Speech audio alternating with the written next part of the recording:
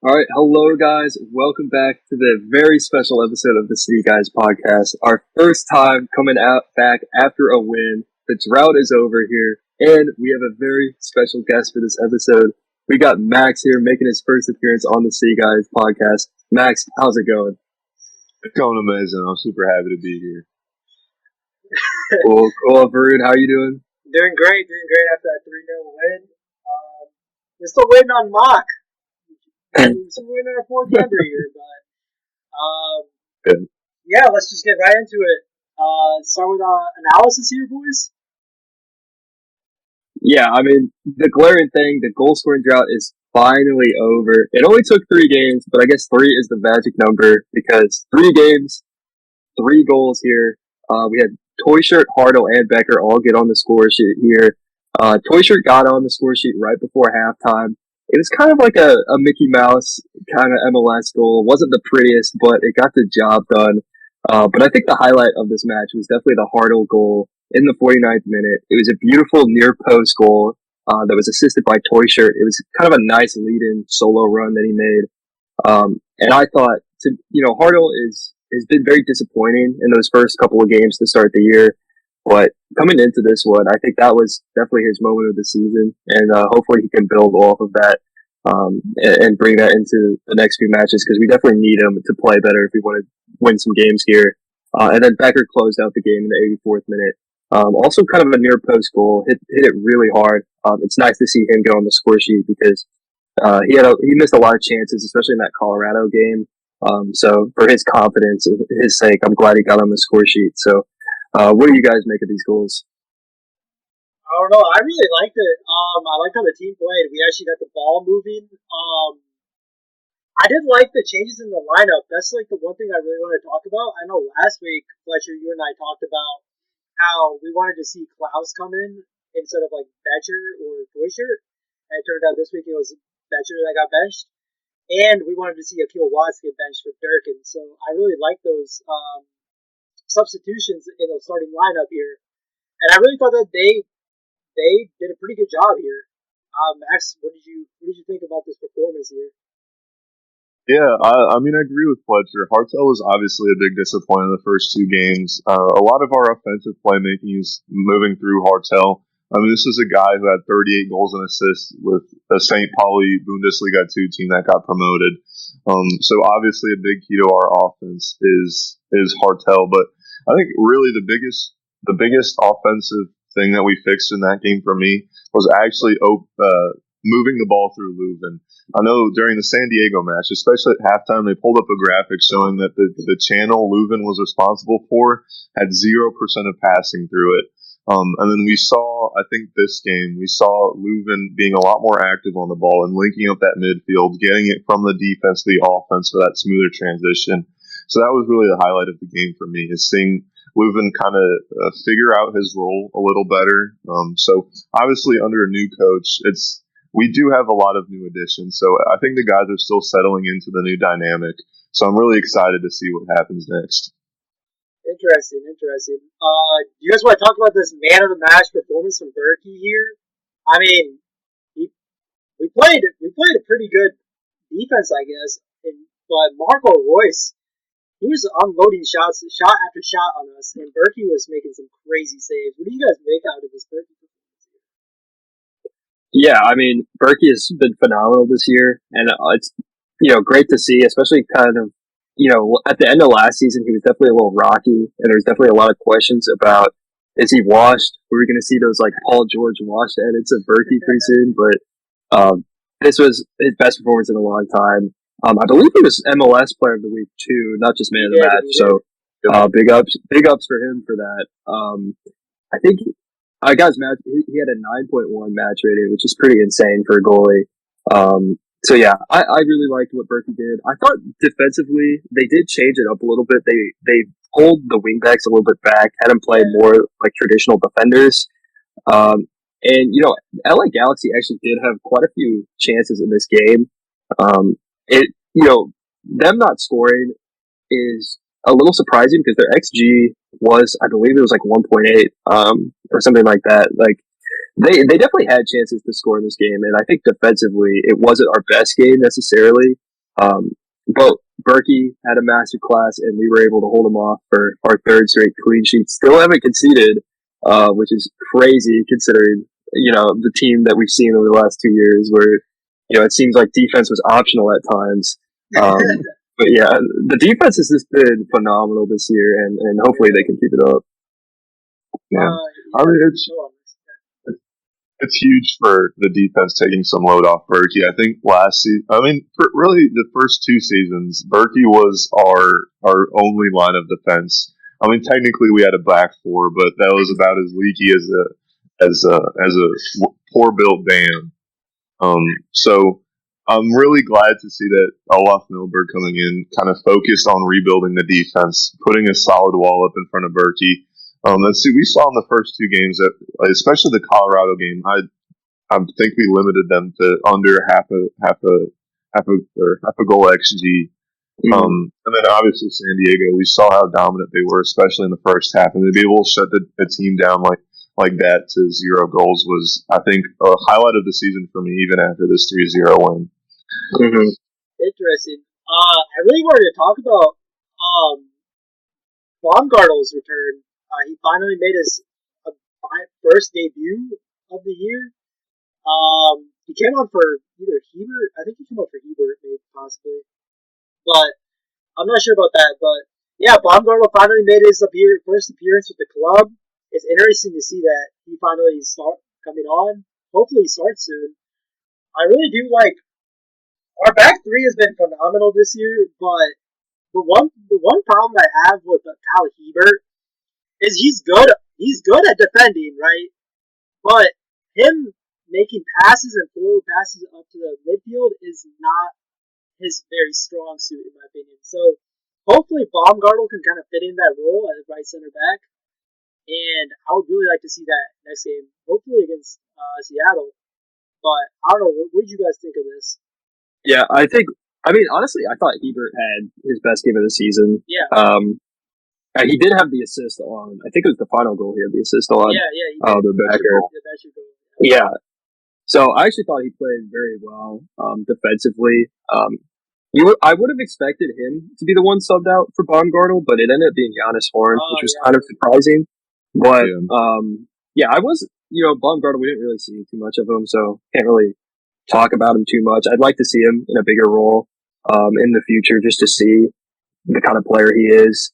But again, the back three, and I guess back five for this game has just been so great this season, to where I don't, like, if it ain't broke, don't fix it at this point. So, like, even though, like, Kyle Hebert has these issues, I would just stick with it for now until we have to change stuff, because I think with the way they've been playing, he's been earning his spot in the lineup, even with, his kind of liability when bringing the ball forward. Yeah. You guys want to talk about Klaus here for a second? He didn't start last game, of course, but he started this game, and he still does not have a goal or assist yet with the club for this season. Do you guys think it's more of like bad luck or bad form?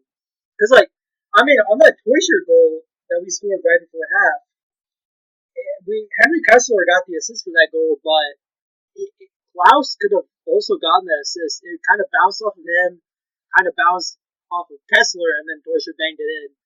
But me personally, in my opinion, I feel like even though Becher and Toysher have been outperforming them stats-wise, I will still stand by the fact that Becher and Toysher kind of play the same role on the team. So it's not the best for us to start both of them together, if you know what I mean. Under Melberg, of course. I know it worked under Hackworth, but under Melberg, I still think that we need that traditional number 9 role that Klaus can bring. I don't know what you guys are going to say about that.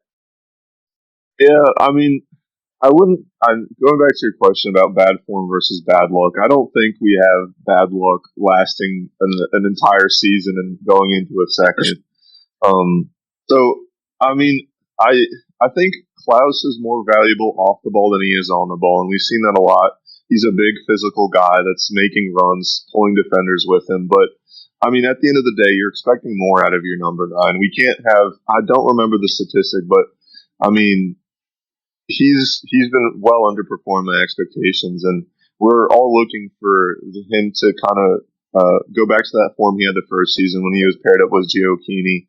I do think he has it in the tank. I mean, we saw it in the Kansas City away game last season, the game where he bodied Agata. That was by far his best game of the season.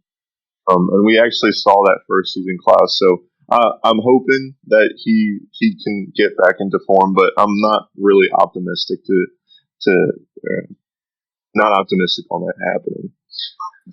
I personally think that Melberg has kind of unlocked another different version of Klaus. Not gonna lie, we see Klaus kind of making good passes. We see this guy making Trabella passes now.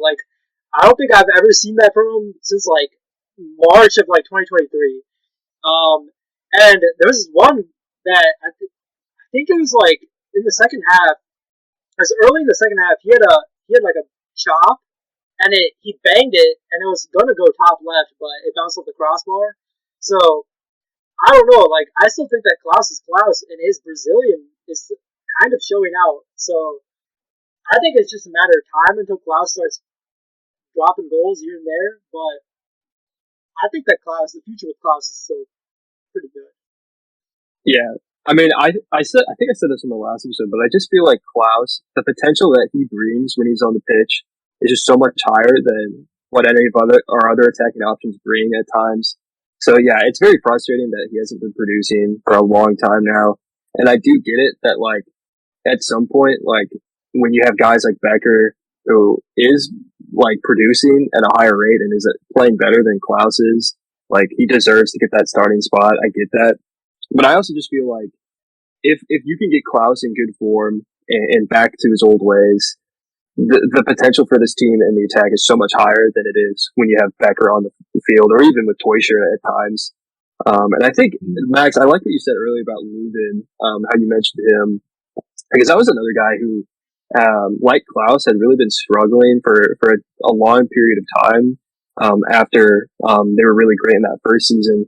But yeah, Lubin played really well today. He was really commanding in the midfield.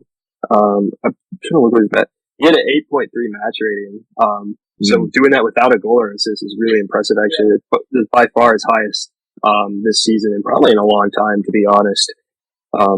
So I feel like Lubin is so important to this team, and I feel like Klaus is also just an incredibly important piece to this team's success. I thought, yeah, he had the one moment. I think it was early in the second half, where he had the kind of cut back to himself, and then he hit it off the post. And I mean, if that goes in, it's we're almost talking about a different story. But so I do think that, obviously there's a lot of bad luck involved in his performance, but at the same time, it's been so long now that it's just a trend at this point. So, I mean, until proven otherwise, you just can't rely on him at this point. Yeah. I think I think personally, I think Klaus is, especially in his form now, is best utilized as a false nine. I mean, we've seen he doesn't really have a finishing foot, and he hasn't had one in a really long time now. So I'm really looking for him to unlock kind of the abilities of Betcher, Toyhurt, and Hartel. I mean, we've seen some amazing finishes, especially from Hartel. I don't know if you guys remember, but the LA Galaxy home game from last season, Jay Reed crosses in the ball, and he hits this amazing right-footed shot that's curling almost outward from goal and then nestles in the top corner. So the fortunate thing is, even though Klaus as their number 9 isn't really producing goals, we have 3, 4, 5 guys that do have that finishing foot, and Klaus is most important in opening those guys up and letting them do what they do best. For real. Let's talk about our possession in this game. We only had 30% possession total in this game, and we kind of relied on the counterattack. Are you guys surprised to see this after Melbourne kind of said that he wanted to play more of a possession-based scheme? So, playing up the back and stuff, I don't understand. Well, I mean, with the formation they had going into it, with the back 5, it's not super surprising that it ended up this way. But yeah, I mean, I think going into the season, obviously Melberg wanted to play more possession style, and we kind of played that definitely in that first game against Colorado, and it just hadn't really worked so far. So I think this was kind of a tactical change they made. especially going against LA Galaxy, which is a very they have a very potent attack. So I like the change, and obviously it ended up working out. I would still like to see City play a more possession based style in the future. And that's you're going to need more out of Klaus and Becker and those guys to produce on the attack when you're playing that more possession based style. But I thought the guys actually played really well here, and it kind of reminded me of the old City a little bit, playing on the counter attack. So I don't know. I don't know if maybe the players were kind of used to playing on that style, and that's why they were able to be successful in this game. But I did think it was kind of interesting that only 30%. It seemed kind of crazy. I think the most important part for me is not necessarily the possession percentage, but what we do with that possession. And I think one thing that we saw in both the Colorado and San Diego game is the second we crossed over that midfield line, we instantly just passed it back across the center backs and even pushing it back as far as Berkey sometimes. And I didn't see much of that in LA Galaxy. I think we were much more intentional with our possession. Like you guys said, moving on the counterattack. So I think we can still play a possession-based game even though we're not necessarily holding the ball. Obviously, we could kind of afford to let LA Galaxy hold the ball a little bit more. I mean, they're missing their DPs and Ricky Puig and Joseph Paintsil. So like two massive offensive threats they're missing. So not to take away from City's amazing performance, but I think I've really liked how Olaf Milberg is adjusting his tactics based on who we're playing and what we've been doing in the past games. I think one of the things I dislike most about Bradley Carnell is he always seemed to put himself inside a box and not really want to go outside that. So we saw that with like a 4-4-2 and then kind of into the fourth or like a 4-2-3-1 later on before he got sacked. So I really appreciate being able to kind of tailor our play style to our opponent. Interesting. Yeah, I completely agree with you, Max. I feel like this game could have, before halftime, what I was thinking, what was going through my head was this game could go either way. Until that Toysher goal came, that first goal, I mean, Toysher missed an easy chance that kind of went. I think it was going near post to the keeper. I think he kind of hit it on the side netting. But LA Galaxy was low-key getting hella chances like throughout the entire first half. So were we. I mean, and we were. I think both teams were just missing all their chances. So I kind of want to see next week. I kind of want to see St. Louis City be cleaner on their finishing, hopefully, because we could have easily scored more than 3 goals. Like we could have actually had 5 or 6 maybe. I mean, so could LA Galaxy, but I would like to see us clean up our finishing. That's just my thing that I saw from this game. Yeah. I think it's also to remember, even though we had a fantastic game, we also outperformed our XG, while LA Galaxy significantly underperformed their XG. And, I mean, that's not something you typically see. So I think when we're looking at this game, we've got to take it for what it's worth. Like you said, it definitely could have gone either way at halftime. It was really whoever scored first got that advantage because obviously, you have a ball on the board, but also you've got to think about the mentality of an opponent going down a goal, and now you're not fighting for 3 points, you're fighting for 1 in the interim. So, I mean, I'm really excited about what I saw from City, but we can't always rely on our opponents underperforming their XG by so much, especially when they were up to 1.8 or something along those lines. Yeah, for sure. On a side note, can we talk about how empty their stadium was? Like, I saw so many blue seats, like, just throughout their stadium. I don't. What's going on in LA, man? Yeah, I mean, I was looking at that too because you'd expect they're coming. They just won the MLS Cup last season, and they're kind of known as being like the premier franchise in the MLS. So I was kind of shocked watching that game too. I had to look up like their average attendance numbers and stuff after the game because I'm like, there's no way it's this bad usually. And it was like a Sunday night. So, I mean, I guess maybe that played a part in it, but yeah, it was really weird to be honest that they did that. I don't even know. I think it was maybe 18,000 was the attendance there. It was definitely not capacity. Yeah. I mean, you're looking at the team that the Galacticos team where you had David Beckham, Steve Gerrard back in the day, and I mean that's the type of team you want to follow. But I think a lot of the problem comes from having also LAFC just down the street. But I mean, it's amazing to have as good as we have fans we have in St. Louis because I mean we can say for sure we have that 12th man while we're playing at home, but I can't always say that our opponents have that same advantage when they're going home. Yeah. And speaking of road wins, I mean, this is just massive. Considering last season, we only won one road game of last season, so we've already matched this year 3 games in. So, I mean, one of the key things that we talked about in our off-season video was, we know home. We weren't great here last year, but we're always going to be better at home. We're always going to rely on those home wins. So if we can just get some points now and then on the road, we'll be a lot better. So I think this was a huge win going to LA, traveling a pretty, sizable distance. I guess it wasn't a very hostile game as you might have initially expected, but a huge road win in LA. So that's one of the goals for this season kind of already checked off, or at least looking pretty good so far. Yeah. I feel pretty good about our performances so far. I mean, that San Diego game, we obviously could have been better. Colorado, we obviously could have been better. But where we are right now, I completely am fine with. I hope that we win at home this weekend in Seattle. And we are playing Philly. Meeting our old manager, Bradley Carnell. And I think Sam Adeniran's over there, too, right now. So... Sam Adeniran, I think he's in Austria. He's in Austria. He's in last. Yeah, he's in last. Never mind. That's but the important thing to remember I mean, Bradley Carnell really hit the jackpot with Ty Baribo. I mean, scoring 6 goals, I think, in his first 3 games, tying an all-time MLS record. So, I mean, as much as soccer is an 11-man game, you're playing. It's a team-oriented game, but even then, you see how much influence one guy can have. So I think I want us to see playing like we were playing against San Diego. A really low line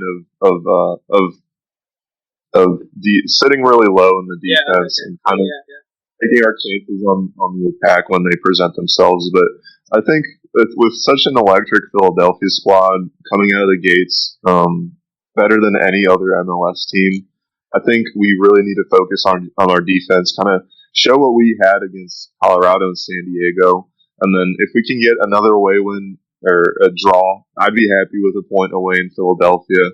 3 points would even be better than that. But for me, I think the most important part is unlocking Henry Kessler to do what he does best, and making sure that our back 3 or back 5 are protecting Berkey between the pipes. Yeah, we also do play bum-ass Kansas City after that, so I think that's a free win. So I think as long as we come out of Philly with a point, I think we're in a good spot here. But yeah, I think after that we've had a pretty tough schedule to start off the season. Looking at the teams here, but I mean, two back-to-back games in California with a 2-hour time difference. It's not certainly an easy way, and we've got two top MLS towns. So, you guys want to move on to the predictions for this weekend's game? Yeah, let's do it. So we are home versus Seattle. This is our 5th time playing them overall, and we have never beaten them in the history of our club. We've been outscored 9-1, and have lost the previous 4 games. So this is a huge game for us with this new squad and new management. So I don't know. Seattle's coming off of this 5-2 win over at LAFC, but they have been in kind of a mid form recently. I think they're 1-1-1 right now. So, and they lost in the Champions Cup midweek to Cruz Azul 4-1. So, what do you guys think? What are you guys thinking about this game? Yeah, I'm putting myself out there. I'm gonna say a 2-0 win for City. I think it's time for us to finally show Seattle what St. Louis means. And we've also seen where the advantage of St. Louis we're going to get is we're probably going to see Jesus Ferreira Areola and Jordan Morris starting the game on the bench. And they might not be able to even come on during the entire 90. So we've been presented with some really, really important opportunities against a weaker LAFC. And then again with a weaker strength Seattle. Which it sounds like we're kind of downplaying what we've achieved in these first three games, but I think especially last season we were never guaranteed to do well in these games, even when we were playing a 50 or a 75% strength squad. But I can finally say confidently that given the advantage will hopefully have, that we can make the most out of that. Yeah. So, I mean, Seattle is kind of like our Death Star, like our blue whale or whatever you want to call it. I mean, we just get clapped by them every time we play them. So this would be like a huge monumental. If we were able to win this game, it would be like a huge monumental moment, beating one of the like top all-time MLS teams, and getting our first ever win against them would be huge. And this is a great opportunity to do it. I mean, they're kind of depleted. They played a midweek game where they got destroyed and lost a couple other starters. So the City go into this game as slight favorites, betting wise. I kind of would have expected them to be heavier favorites, given how we started the season and how Seattle started the season, and given the fact that this is a home game. But whatever. I mean, we'll take the odds, I guess. So I don't know. I think I would expect to play a less kind of risk averse style that they played against LA Galaxy. I guess maybe they could rule out the back five again since it worked pretty well, but I also would like to see him play a more aggressive style, and really take the game to Seattle. I think if they could score early on in this game, I don't really see Seattle fighting back too much. I think they're kind of demoralized after what has happened to them to start the season. So I'm hoping for an early goal, especially since I guess the toy shirt goal came in the first half, but barely. It's been quite a while since we've scored a goal early on in the game. So that's really what I'm looking for. And then the stretch that we have coming up, we have Seattle at home, the Philadelphia game, which is going to be electric, peak rivalry game. I think we play Austin at home. Who cares about that? And then going to Kansas, Kansas, they're really bad. I think they're 0-3 to start the year. Yeah. But we have never won at Kansas. We've either lost or drawn every time we've been there. So again, that's another huge monumental opportunity for the club. But just talking about this game, I'm going to go City win this one. I'm going to say, I'll say 3-1. I think they win this relatively easily. Yeah, I really like your comment. Yeah, so I'm sticking with my 2-0, but I did really appreciate what you said, Fletcher, about playing a more aggressive style. I think the back five is a pretty conservative type formation, but I think it's very versatile. I mean, you could tell. I believe it's Conrad Wallen playing on the very left, and then Giannis on the very right. So Olaf Milberg can tell him, "Hey, I want you guys to roam. You can venture forward a little bit more, and we can trust more on that back three while giving our wing backs a chance to kind of explore more of the high field, and see what they can produce."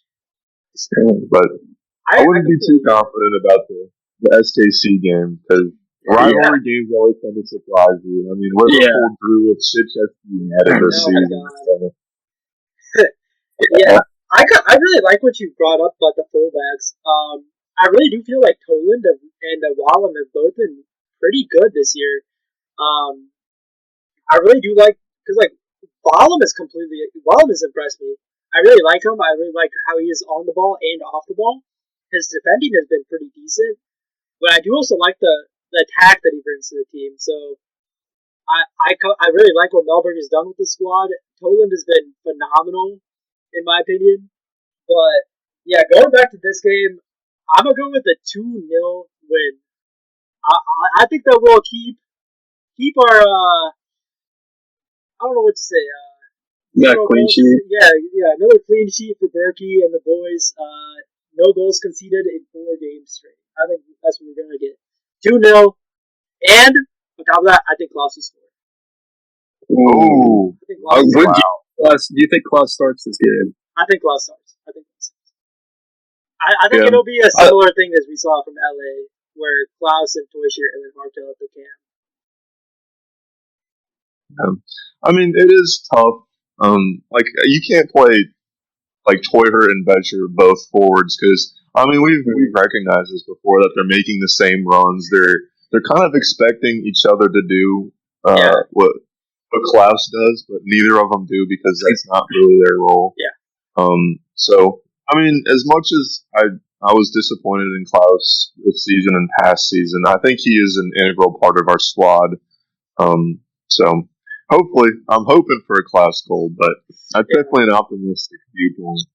Yeah, we're basically all thinking a win here. Hopefully. Which means they're probably going to lose, but it's okay. Yeah, but yeah, I think that's it. Do you guys want to wrap this up here?